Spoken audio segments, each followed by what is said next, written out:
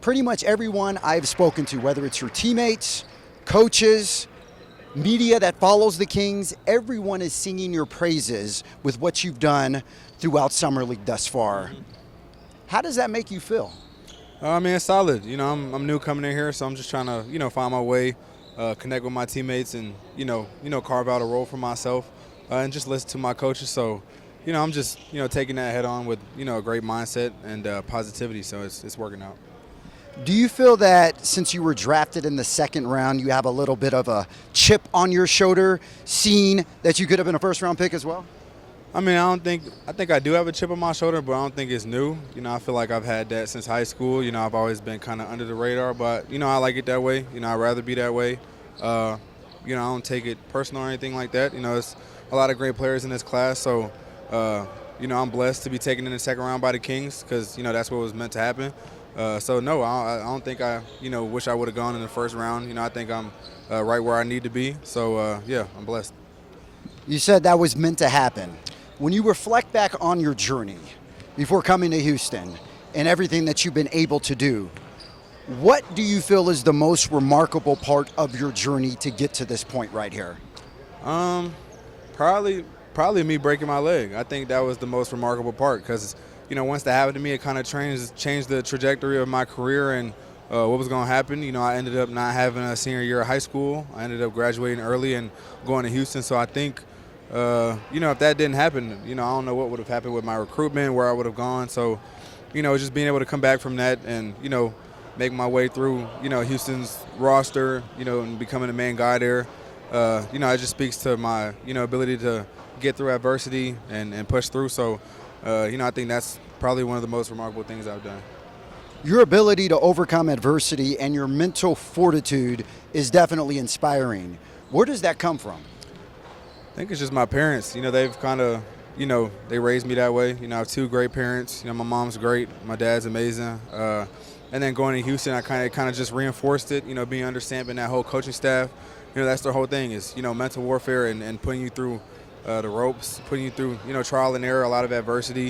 And it's not just me, it's anybody that goes through there. They put you through that and it, it brings out the best in you. So it was a blessing, but, a combination of my parents and the Houston program.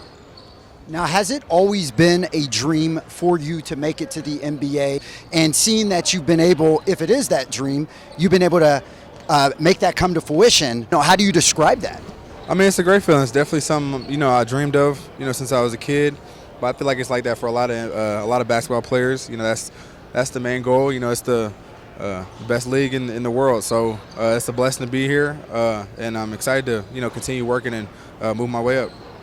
Now, a lot has been said about your ability to shoot the ball. We know your three-point percentage at Houston. We know all the records that you broke there. But what has been really encouraging, shall I say, with your game is your defense. And Maxime was just talking about he enjoyed watching you fly for loose balls in Thursday's game. When you look at what you've been able to do as a two-way player thus far, do you feel that defensively you're a bit underrated? He is very underrated defensively. This is the best defender in the draft class. This is my boy right here, the dog. What's not to love about Dylan Cardwell? Yeah, that's my guy. I love Dylan. Great energy. But yeah, whether it's it's underrated or overrated or rated just right, it doesn't really matter to me. I'm gonna continue to go out there and play my game and play my defense. So as long as it helps my team and my teammates win and my coaching staff, I don't really care. What others think about it. Whether they love it or whether they don't like it. It's gonna be there regardless. So I just play my game. What is one thing about you that most Kings fans do not know or NBA fans know generally that you would like to share? I don't know. I feel like everything that's needed to be known about me is already known. I got some fun facts, but I don't think it's anything that they don't know about me.